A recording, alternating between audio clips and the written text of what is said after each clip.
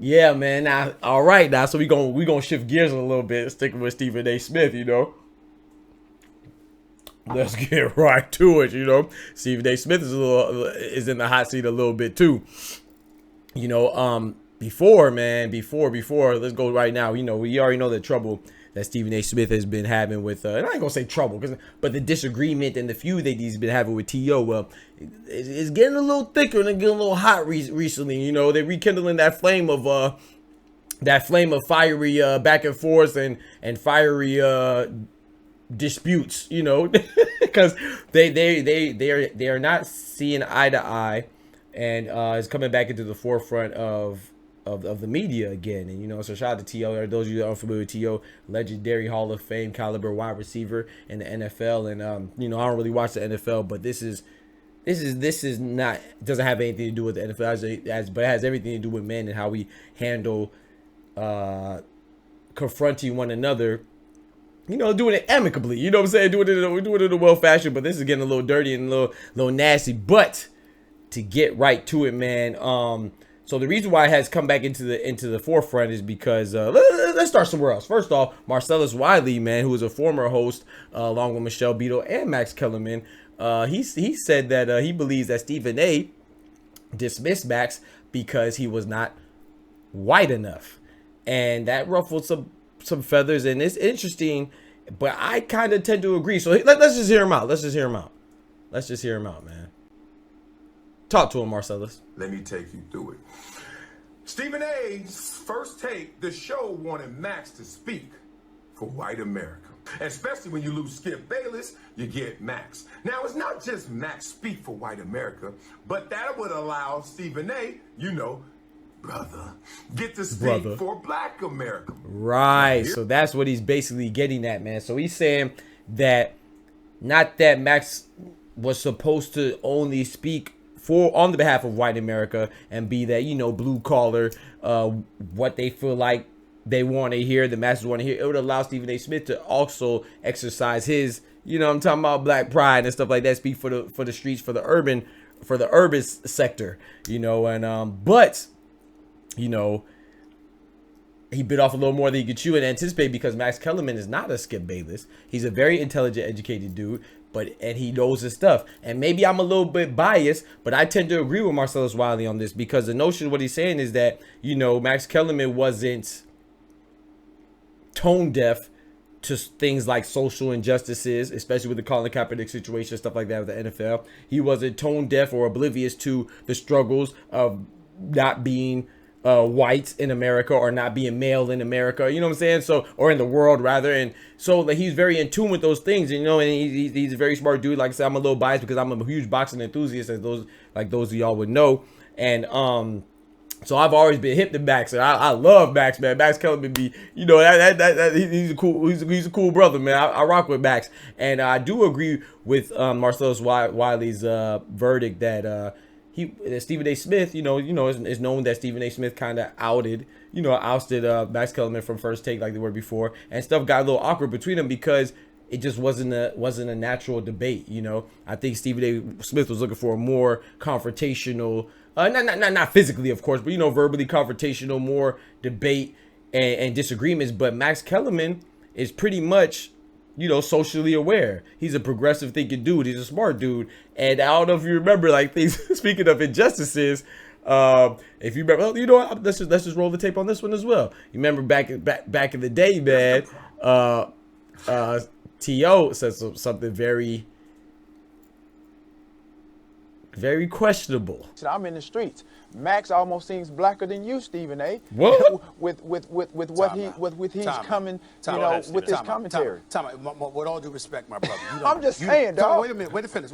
So that part right there. So I don't know if you remember. This is during the Colin Kaepernick situation and the social injustice and the kneeling and all that in the NFL, and some people getting blackballed. So T.O., they had a little disagreement with that, and Max Kellerman is on the side of fairness, equality, justice, and humanity. So Max Kellerman, even on this subject, he articulated very well his stance, and it seemed to align more with T.O.'s. And Stephen A. Smith, too much of his chagrin, his didn't align that well at all. But T.O. had a misstep, man. You don't question someone's blackness, man. I don't care what you thinking. I don't care if your thoughts align or they don't, or you know, whether they differ or whatever the case may be. You don't question somebody's blackness like it's something that you have to tote around and something that you have to use, you have to prove, or you have to agree with everybody in order to prove that Stephen A. Smith is black. That's nothing that you have to prove. However, even in this episode, T.O. admitted to saying, I was speaking more so tongue in cheek, and he was more so saying, you don't want to call nobody a sellout either because it's just as bad, but he more so saying that he was like kind of selling out, kind of forgetting where he's from in this case. He said Max Kellerman sounds like he's a more even he should have said like he's on the side of justice, the side of right, and he's speaking for the streets more than Stephen A. And Stephen A. took offense to it, which I don't blame him. He should take offense to someone questioning who you are, because that's who he is. He doesn't prove anything to him. But I think T.O. mostly just meant that Stephen A. or Max Kellerman, as opposed to Stephen A., was sounding more so on the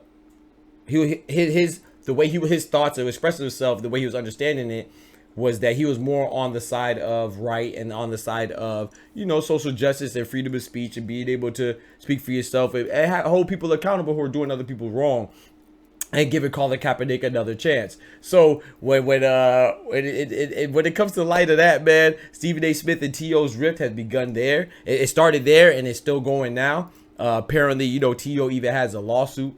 He has a lawsuit right now pending on Stephen A. Smith because apparently Stephen A. Smith has he disclosed some text messages, private text messages, personal text messages between the two of them while he was on air.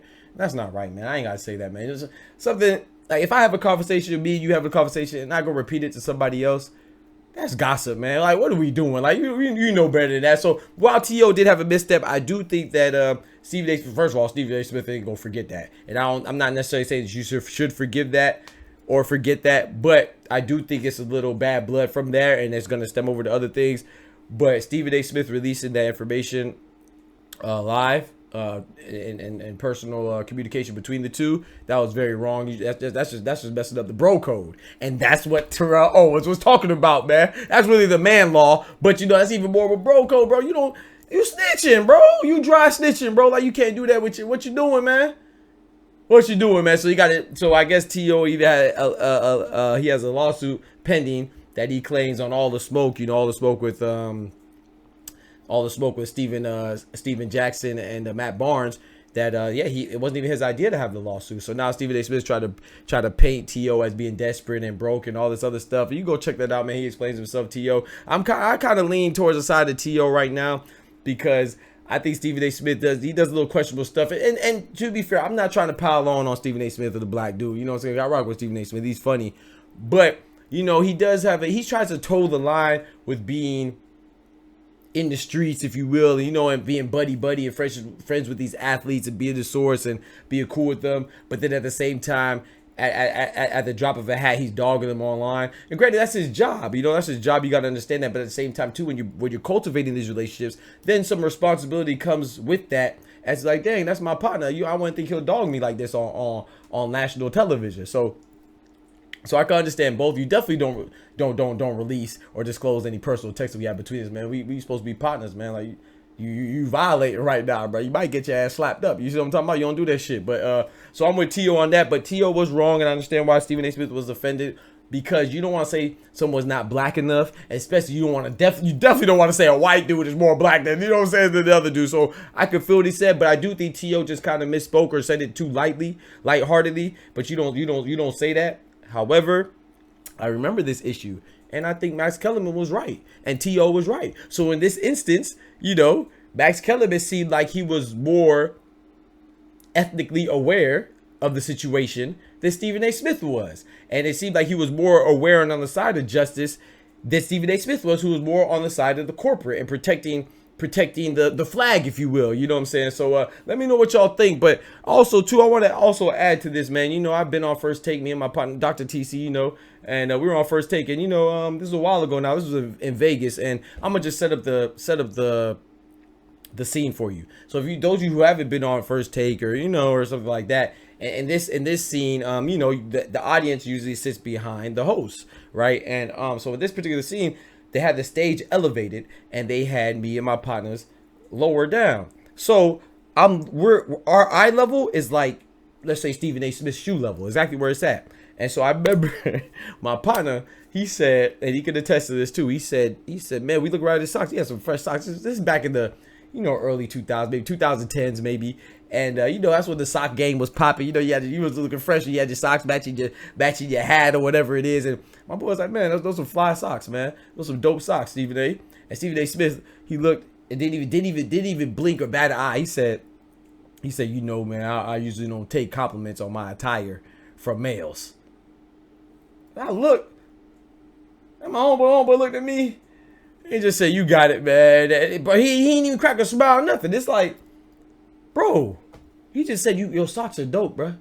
You look at this one in the street, because I don't know what you insinuated right now. You question some things that don't need to be questioned. You know what I'm saying? You might get, you might have called a smooth one. You know what I'm talking about? Right across the chin. You know what I'm talking about? But we just looked at each other, laughed it off, whatever. It's like, man, but it was real corny because how many times have you seen Stephen A. Smith take compliments from his male counterparts on the show, where they talk about his socks matching his tie? And in fact, I distinctly remember the guest who was Bernard Hopkins. I believe it was Bernard Hopkins. Don't quote me. Someone complimented him, saying, "Oh, that tie is dope, man. I see you even matching your sock game." And he was just real happy about that. So what's that mean? So it's not that you don't take compliments from males. It's the fact that you don't take compliments. You only take compliments from rich males. What that sound like, man? Sound like you being pimp. Sound like you a hoe out here, man. You know what I'm talking about? Granted, it was just, it could have been just lighthearted joke and he forgot to smile or crack a smile. And it's not a big deal. He's just being petty. But however, it just goes to show somebody's character. You know what I'm saying? Everybody else was cool, man. I met Marcellus Wiley. I met Max Kellerman, Michelle Beadle.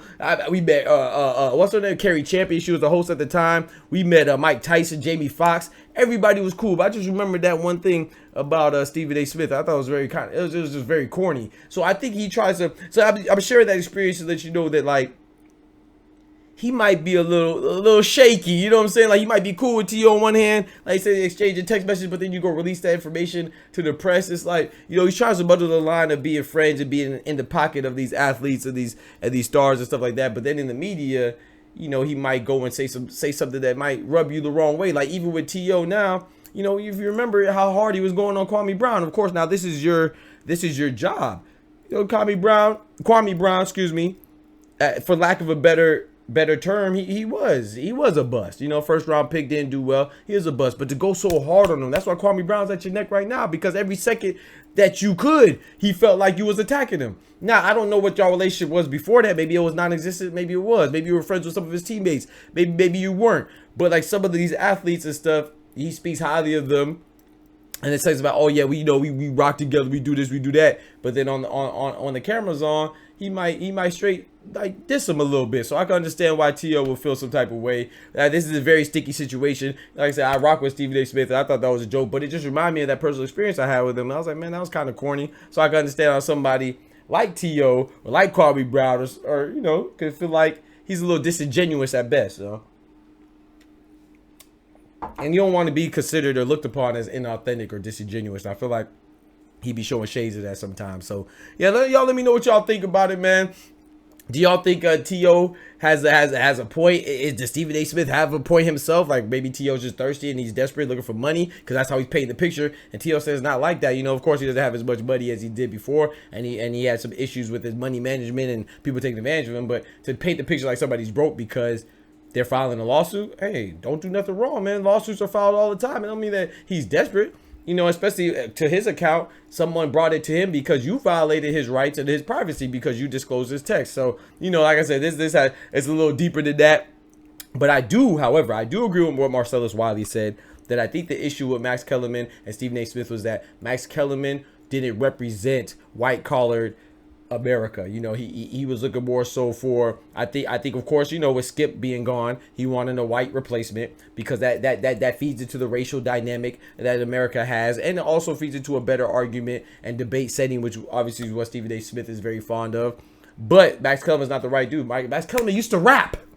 Like I said, Max Kellerman was a rapper, so I'm not saying that we wouldn't disagree on some things, but a lot of things he would align with when it comes to the urban culture, the street culture, the ethnic culture, being fair, and minorities, whether that's a female or minority based on gender, minority based on ethnicity, whatever it is, he's most likely going to be in tune with that, especially when it comes to issues like social injustice. So I do think that's why Stephen A. Smith and Max Kellerman didn't gel that well, because it wasn't a fire on fire, like, oh, your thoughts are on the right, my thoughts are on the left side of the political spectrum. It was more so a lot of times their thoughts may be aligned, and a lot of times Max Kellerman seemed like he was speaking more for the people than Stephen A. Smith was. So y'all let me know what y'all thoughts are, man. Like I said, I rock with all of them, man. I think they're dope, but I do agree with Marcellus, man. I think that dynamic what Stephen A. Smith was looking for wasn't there, and he wasn't getting that from Max Kellerman. He thought Max Kellerman was going to be something that he wasn't, and shout out to Max Kellerman for staying true. I rock with Max Kellerman, man. He's my favorite boxing analyst.